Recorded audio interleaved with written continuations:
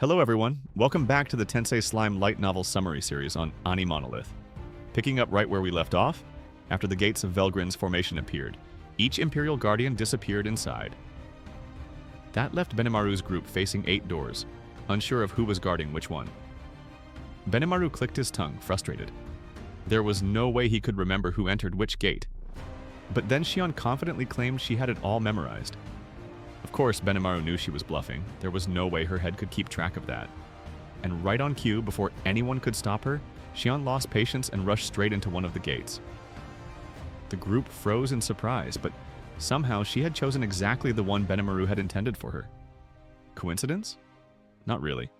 Thanks to her strange cook skill, Shion's reckless choices always seemed to align with the best possible outcome. With that, 1 door was down and 7 remained. Next, Veyron stepped forward. He wanted to face Marco, the man he had once fought to a draw on the Dwargon border. Seeing his determination, Benimaru agreed to let him have the match. After that, Agera spoke up. His wish was to challenge Kondu, the Empire's strongest swordsman. Benimaru frowned. Kondu wasn't someone to be underestimated. Allowing Agera to face him recklessly could end in disaster. But before the mood turned heavy, Carrera cut in. She supported her subordinate, suggesting they first test Agera in a safer fight. She proposed sending him into a different gate, accompanied by Esprit and Zonda, to face one of the weaker Imperial Knights. If Agera could prove himself there, he'd earn the right to fight Kondo later. It was a clever move.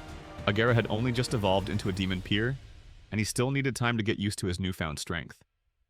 With backup from Esprit and Zonda, he'd be able to adapt while also testing whether Velgrin's rule, that only the victor of a gate could move on, was really true. The rest of the matchups quickly fell into place. Ultima would take Damrata, Carrera would deal with Kondu, and Sue would face one of the 4 horsemen. Benimaru himself reserved the strongest knight for his own opponent, while Veyron had already claimed Marco. That left the team's lineup balanced and ready. Even so, Benimaru admitted one embarrassing detail. He hadn't caught their names. He remembered who had gone into which gate, but he couldn't attach names to faces. The others laughed it off, agreeing it didn't matter. In the end, names or not, the outcome was going to be the same. One by one, their enemies would fall. And with that, the decisive battles inside Velgrin's 8 gates officially began. Next up, Veyron and Team Agera stepped through their gate. At the end of the corridor was a massive coliseum, and standing before Agera, Esprit, and Zonda was their opponent. Garcia ranked 5th among the Emperor's 4 horsemen. He swung his legendary grade spear with a smug grin. "You demons should be honored. Today you'll taste the glory of being slain by Garcia-sama." His power was overwhelming, on par with an awakened demon lord. Against demons who weren't exactly known for massive magic reserves, his energy pool dwarfed them several times over. But instead of being intimidated, Agera and his team fired back with insults. Esprit casually called him an idiot. Zonda stayed quiet but unimpressed, and Agera himself didn't even care to remember the guy's name. That only made Garcia furious. He slammed his spear into the marble floor, cracking it apart, officially starting the fight. The demons took formation. Agera put a hand on his sword but didn't draw it yet, carefully watching. Esprit hid behind him, using him as a living shield while she prepped her magic. Agera sighed at her laziness, but it was just how she fought. Zonda stood by to support with healing and barriers. He wasn't a frontliner, but his timing was sharp.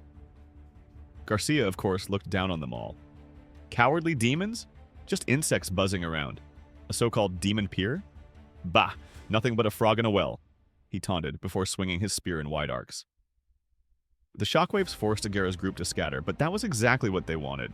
Esprit wasn't really interested in fighting head-on. Instead, she secretly activated her unique skill, Discerner, a spying ability that could send information across space-time, as long as the target was an acquaintance. Naturally, she linked up with Carrera and started transmitting live updates. She never told anyone she had this skill, since if Sue or Benimaru found out, she'd definitely be forced into espionage work, and Esprit hated working. So for now, she just hid and relayed intel while pretending to support. Zonda, too, stayed cautious, throwing buffs and heals, then retreating out of harm's way. In the end, only Agera actually faced Garcia directly, calmly dodging every strike. He still hadn't drawn his sword. Garcia, insulted by Agera's composure, sneered. Coward? Too scared to fight? But in truth, his spear wasn't normal. Emperor Rudra had blessed it with an ultimate enchantment, Alternative, that turned faith into power. allowing Garcia to weaponize conviction itself. His armor was legendary, his spear nearly mythical.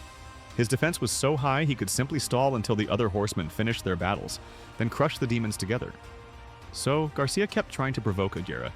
He mocked his courage, mocked the demon race, and even dragged Testarosa's name through the mud, calling her a frog in a well. Agera stayed calm and even threw the mockery back at him. Calm down, human. Your words are vulgar. The soul should have dignity, yet yours is cheap. This jab really hit home, breaking Garcia's cool and making him fight sloppy. Meanwhile, Esprit kept transmitting his every insult word for word to Carrera. At first, she thought it was funny, until Garcia crossed the line calling Ultima a brat, Testa a frog, and all the primordial demons mere insects. That's when things went downhill. Back outside, Carrera, Ultima, and Testa all heard it. One by one, veins popped on their foreheads. Ultima was fuming, Testa's smile turned icy, and Carrera, barely holding back her rage, gave a deadly order. Through Esprit's channel, she sent the command straight to Agera. Cut that man into pieces, tear his soul apart, no mercy. The battle had just become personal. Esprit froze the moment Carrera's order came through. If she failed here, the wrath of her superior would be unbearable. In a hurry, she called out to Agera, urging him to fight. But in truth, she didn't need to say anything. Agera was already seething. He could not forgive the insult Garcia had thrown at their lord. Yet rage alone wasn't enough. Garcia's enchanted armor nullified every strike. Esprit's spells were useless, Agera's sword could not cut through, and Zonda, as usual, sat on the sidelines with his tea. The longer the fight dragged on, the more Esprit panicked. Carrera was watching, and failure was not an option. At last, Agera made a decision. He admitted aloud that he could not win with his strength alone. Instead, he turned to Esprit. Put your hand on my back, and I'll take care of the rest. Unable to understand what Agera was saying, Esprit was confused. But still, she decided to trust Agera. Garcia laughed at the sight, mocking them, mocking Rimuru himself. It's about time your master, Demon Lord Rimuru, was killed by Velgrin Sama. It's the end of the line for such a lowly monster. Hearing these words through Esprit, the executive's auras changed. But before that, Agera and even Esprit had already run out of patience. In a fit of rage, the two made their move. Agera had awakened to his powers by throwing his consciousness into the sword and speaking to it. I will respond to your wish. Sharpen your mind and turn your body into a blade. He thought he heard a beautiful voice, but its authenticity was unknown. I am the blade, the indestructible blade that destroys my enemies, Agera shouted, and at the same time, a golden sword appeared in Esprit's hand. Ultimate Gift Blade Transformation. That was the power that Agera had acquired. The effect was simple and straightforward.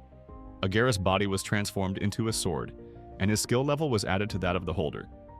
However, if the wielder had a high level of skill, the effect would be immeasurable. Esprit instinctively drew it in one smooth motion, and the blade shone with platinum light, scattering 8 ghostly petals. It was the supreme technique of the Oboro Shinmei Ryu. Yaezakura Hakusen. In the next instant, Garcia's so-called unbreakable armor split like paper. His body was carved into pieces before he could even comprehend what had happened. Esprit caught his soul in a small red crystal, scoffing at how ordinary it looked. When the fight was over, Agera returned to his form, quietly reflecting. In that moment, fragments of his past life came back to him. He remembered his old self, the one who had trained to become a master of the sword. Not all of his memories had returned, but only the sword skills he had mastered had reappeared in his body. Or perhaps he should say that they had been completely recreated. Before he was reborn as a demon in this world, he was a samurai. He remembered being Byakuya Araki. In this world, he had become a family with the ogre tribe and had a daughter, and Hakuryu was the child his daughter bore when she grew up. In this age, there were many people whom Hakuryu had cultivated. The most prominent of these was Agera's lord, Rimuru, and all of the achievements in raising Rimuru could be attributed to Hakuryu. Agera was honestly happy to know that the skills he had trained and refined would be passed on. Yet, he chose to keep that identity buried. Hakuryu had already achieved greatness as both teacher and warrior, even guiding Rimuru himself. To reveal himself now would only steal the spotlight from his grandson.